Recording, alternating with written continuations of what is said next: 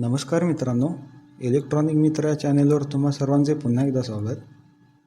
आज आपण शिकणार आहोत पॉवर, हॉर्स पॉवर, किलोवॅट आणि किलोवॅट आवर म्हणजे काय.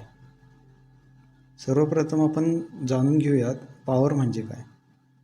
पॉवरला आपण मराठीत शक्ती म्हणतो. तर पॉवर म्हणजे कार्य करण्याचा दर. सोप्या भाषेत म्हणायचं झालं तर पॉवर म्हणजे किती वेळामध्ये किती एनर्जी ही ट्रान्सफर झाली किंवा एका फॉर्ममधून दुसऱ्या फॉर्ममध्ये कन्वर्ट झाली. पॉवरचं सूत्र आहे W/T. W म्हणजे वर्क म्हणजेच कार्य, T म्हणजे टाईम. आता आपण जाणून घेऊया हॉर्स पॉवर म्हणजे काय. हॉर्स पॉवर हे पॉवरचे एकक असून हे जेम्स वॉट यांनी डिराईव्ह केलेलं आहे. तर त्यांच्या मते हॉर्स पॉवर हे एखादा घोडा हा 1 पाऊंड एवढं वजन एका मिनिटामध्ये 33,000 फूट वर खेचू शकतं. म्हणजेच तो घोडा 220 पाऊंड हे वजन 150 फूट पर मिनिट या दराने वरती खेचत आहे. तर 1 फूट म्हणजे 0.3048 मीटर्स, 1 पाऊंड म्हणजे 0.4536 किलोग्रॅम, म्हणजेच अर्धा किलोपेक्षा थोडं कमी. आणि ॲक्सिलरेशन ड्यू टू ग्रॅव्हिटी हे 9.807 मीटर पर सेकंड स्क्वेअर असतं आणि एका मिनिटामध्ये 60 सेकंद असतात. तर आपण हे कन्व्हर्जन का करतो आहे, कारण आपल्याला SI युनिटमध्ये जर हॉर्स पॉवर म्हणजे किती हे काढायचं असेल तर हे सगळं कन्व्हर्जनची गरज आहे. तर 1 HP is equal to 33,000 into 0.3048 into 0.4536 into 9.807 divided by 60, म्हणजेच 1 HP इज इक्वल टू 745.7, हे अप्रॉक्सिमेटली 746 वॉट एवढी येते. अशा तऱ्हेने आपल्याला हॉर्स पॉवर आणि पॉवरमधलं रिलेशन डिराईव्ह करता येतं. आता आपण पॉवर हे DC सप्लायमध्ये कसे काढता येईल ते बघूयात. तर पॉवरचं इक्वेशन आपल्याला माहीत आहे, P is equal to V into I. यामध्ये V हे व्होल्टेज आहे आणि I हे करंट आहे. आपल्याला माहिती आहे ओहम्स लॉ म्हणजे काय. तर ओहम्स लॉ काय सांगतं, व्होल्टेज हे करंट आणि रेझिस्टन्स यांच्या गुणाकारा एवढं असतं. तर ही Vची व्हॅल्यू आपण इक्वेशन 1 मध्ये टाकूया. तर P इज इक्वल टू काय मिळेल आपल्याला, P is equal to I into R into R, म्हणजेच काय P is equal to I² R. याला आपण इक्वेशन 3 म्हणूयात. पुन्हा इक्वेशन 2 वरून आपण आयची व्हॅल्यू काढू शकतो. तर आयची व्हॅल्यू काय येईल, I is equal to V/R. तर ही आयची व्हॅल्यू आपण इक्वेशन 1 मध्ये टाकूया. तर आपल्याला काय मिळेल, P is equal to V into V divided by R, म्हणजेच P is equal to V²/R. आता आपण AC सप्लायमध्ये पॉवर कशी काढायची ते आपण जाणून घेऊया. AC सप्लाय हा कंटिन्यू व्हॅरिंग असतो, म्हणजे याला फ्रिक्वेन्सी असते. त्यामुळे याचं इक्वेशन असं बनेल, P is equal to V into I into cos phi. DC सप्लायमध्ये हा व्होल्टेज आणि करंटमधला अँगल 0 डिग्री असतो, म्हणजेच व्होल्टेज आणि करंट हे इन फेज असतात. त्यामुळे cos 0 ची व्हॅल्यू ही 1 असेल. त्यामुळे आपण DCमध्ये cos phi हा कन्सिडर करत नाही. तर यामध्ये cos phi म्हणजेच पॉवर फॅक्टर आहे. तर इक्वेशन 3 प्रमाणे आपल्याला P = I² cos phi हे एक्सप्रेशन मिळेल आणि इक्वेशन 4 प्रमाणे P = V²/R cos phi हे इक्वेशन मिळेल. जर आपल्याला हॉर्स पॉवर काढायचे असेल तर त्यासाठी एक्सप्रेशन थोडंसं चेंज होतं. हॉर्स पॉवर I × V हे तर आहेच, याला गुणिले इफिशियन्सी करावी लागते त्या मोटरची आणि पॉवर फॅक्टर या सर्वांना 746 म्हणजेच 1 हॉर्स पॉवरची किंमतने डिवाईड करावं लागतं. या ठिकाणी I म्हणजे करंट, V म्हणजे व्होल्टेज, पर्सेंट इफिशियन्सी म्हणजे इफिशियन्सी ही पर्सेंटमध्ये असते आणि PF म्हणजे पॉवर फॅक्टर. आता आपण बघूयात 3 फेज AC सिस्टीममध्ये पॉवरची व्हॅल्यू काय असते. तर P = √3 × VL × IL cos phi. तर इथे VL म्हणजे लाईन टू लाईन व्होल्टेज आणि IL म्हणजे लाईन टू लाईन करंट. तर P आपल्याला माहीत आहे की लाईन व्होल्टेजचे फेज व्होल्टेजमध्ये कन्वर्जन करायला √3 ने मल्टिप्लाय करावं लागतं. तर इक्वेशन 3 वरून आपल्याला काय मिळेल, P = 3 × I² cos phi. तसेच इक्वेशन 4 वरून आपल्याला काय मिळेल, P = 3 × V²/R cos phi. जर आपल्याला हॉर्स पॉवरमध्ये काढायचं असेल तर काय एक्सप्रेशन येईल, I × V × 1.732 × efficiency in percent × power factor divided by 746. आता इथे 1.732 हे म्हणजे √3 ची व्हॅल्यू आहे. आता आपण बघूयात ॲपरंट पॉवर किंवा टोटल पॉवर म्हणजे काय. ॲपरंट पॉवर हे रिॲक्टिव्ह पॉवर आणि ट्रू पॉवरचं कॉम्बिनेशन असतं. ॲपरंट पॉवर हे KVA मध्ये मोजतात.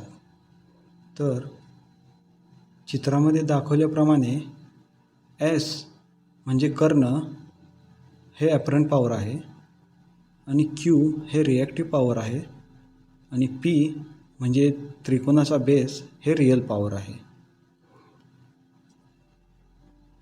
आणि P आणि S मधला अँगल जो आहे त्याला आपण पॉवर फॅक्टर म्हणतो. तर या चित्रामध्ये जो ट्रायंगल आहे त्यावर आपण पायथागोरस थेरम अप्लाय करूया. तर आपल्याला काय मिळेल, S² = P² + Q². म्हणजेच कर्णाचा वर्ग = बेसचा वर्ग आणि साईडचा वर्ग.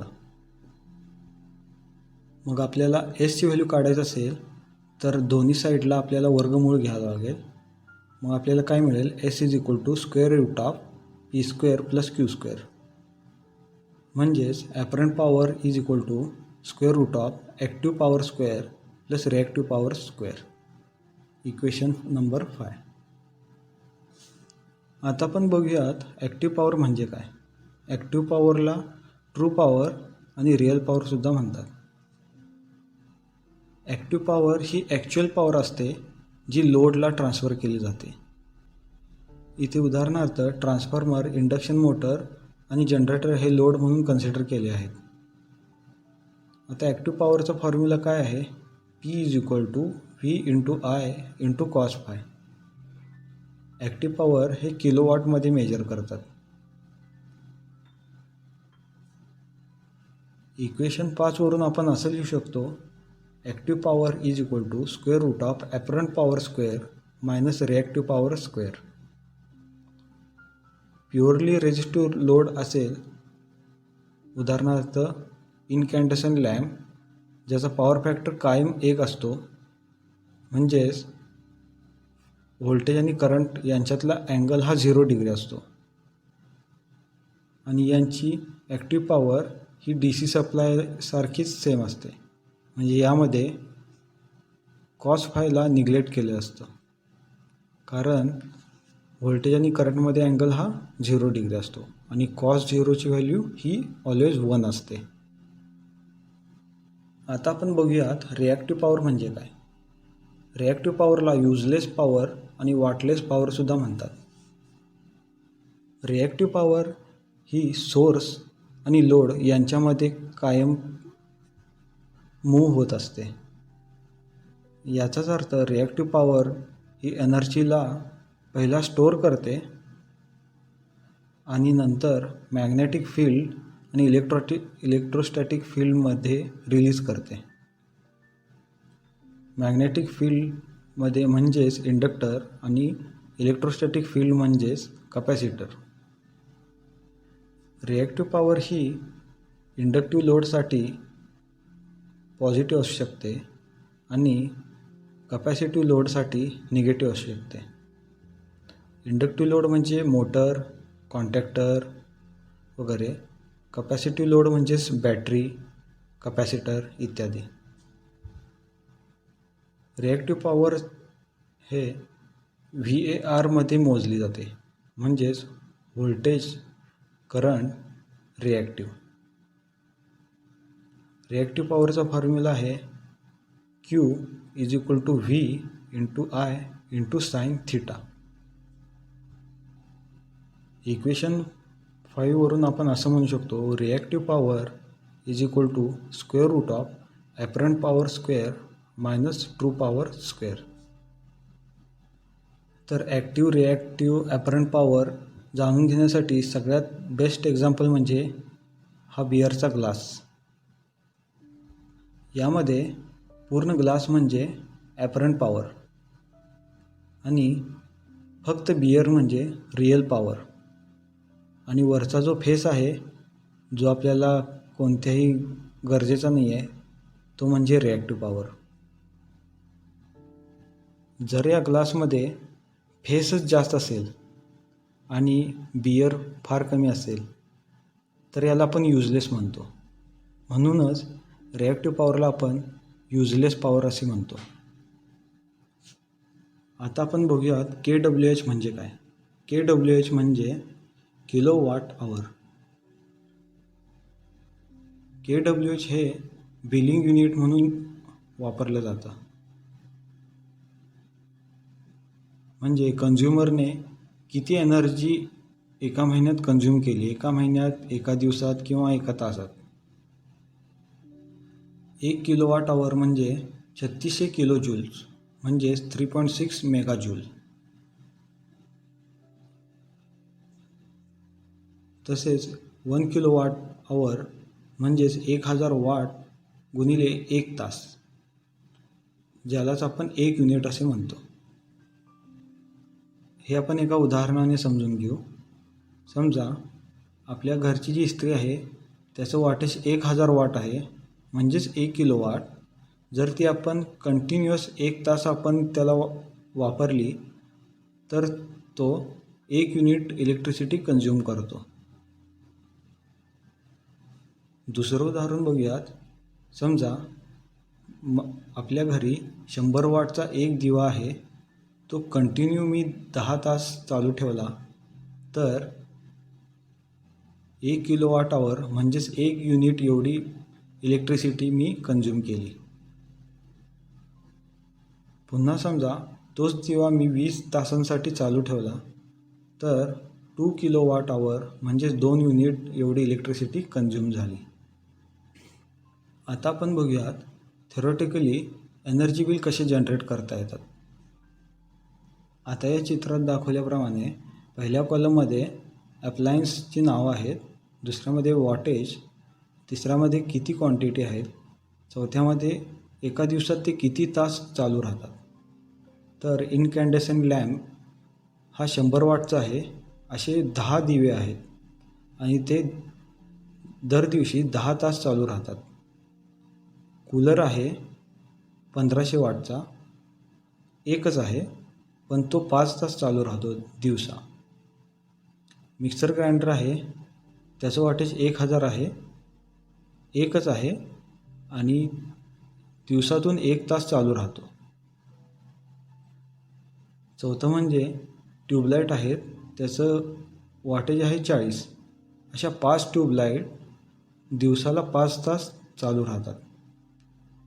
फ्रीज आहे, त्याचं वॉटेज 1500 आहे आणि एकच आहे, त्याचे टोटल वर्किंग आवर आहेत 24 तासापैकी 15 तास, म्हणजे एका दिवसात तो 15 तास चालू राहतो. शेवटी आहे टी व्ही, त्याचं वॉटेज आहे 1000.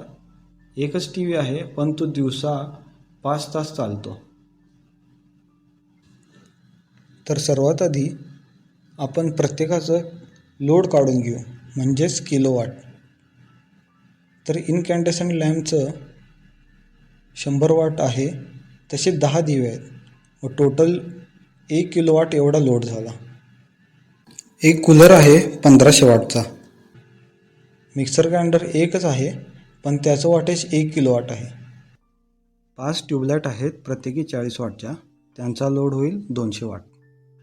एक फ्रीज आहे, त्याचं वॉटेज आहे 1500, तर टोटल किलोवॅट त्याचा काय येईल 1.5 किलोवॅट. टी व्ही आहे 1000 वॉटचा, तर त्याचा टोटल किलोवॅट येईल 1 किलोवॅट. या सगळ्यांची ॲडिशन केली तर टोटल लोड किती येतो 6.2 किलोवॅट. आता आपण कन्सिडर करूयात एका महिन्यामध्ये 30 दिवस आहेत. तर इनकॅन्डेसेंट लॅम्प हा 300 तास जळेल. ते कसं काढलं, दिवसातून 10 तास चालतो, तर 30 दिवसाला 300 तास त्याचे ऑपरेटिंग आवर्स होतील. कूलरचं दिवसातून 5 तास चालतो आणि हा 30 दिवसांसाठी 150 तास चालू राहील. त्याचप्रमाणे मिक्सर ग्राइंडर दिवसातून 1 तास चालतो, 30 दिवसासाठी हा 30 तास होईल. ट्यूबलाईट हा दिवसातून 5 तास चालू राहतात आणि 30 दिवसासाठी हे 150 तास चालू राहतील. फ्रीज हा दिवसातून 15 तास चालू राहतो आणि 30 दिवसासाठी 450 तास चालू राहील. टी व्ही हा दिवसातून 5 तास चालू राहतो, 30 दिवसासाठी तो 150 तास चालू राहील. आता आपण प्रत्येकाचं किलोवॅट आवर कॅल्क्युलेट करूया. तर पहिल्या कॉलममध्ये तेच मगाचे अप्लायन्स लिहिले आहेत. दुसऱ्या कॉलममध्ये त्यांचा टोटल लोड लिहिलेला आहे.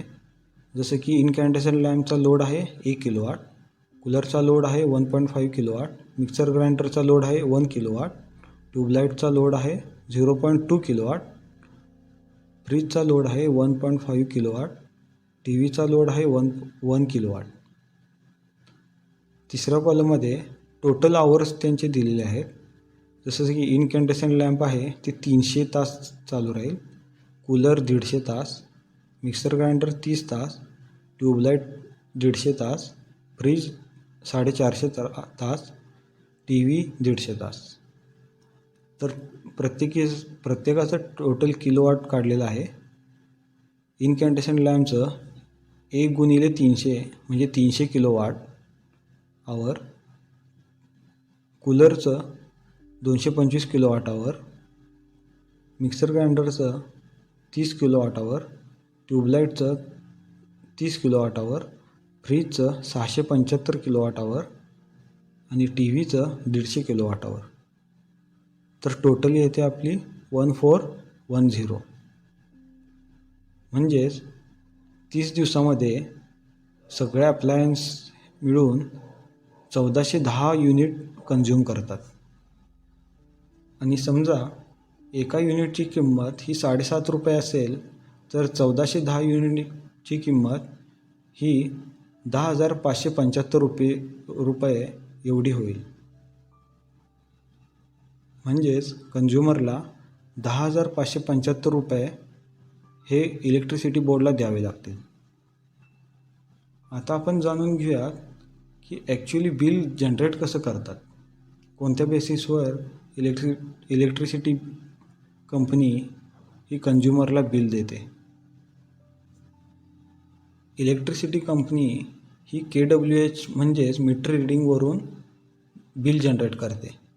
समजा जानेवारी 1ला माझं मीटर रीडिंग असेल 122426.63 आणि फेब्रुवारीच्या 1 तारखेला माझं मीटर रीडिंग आहे 123426.86.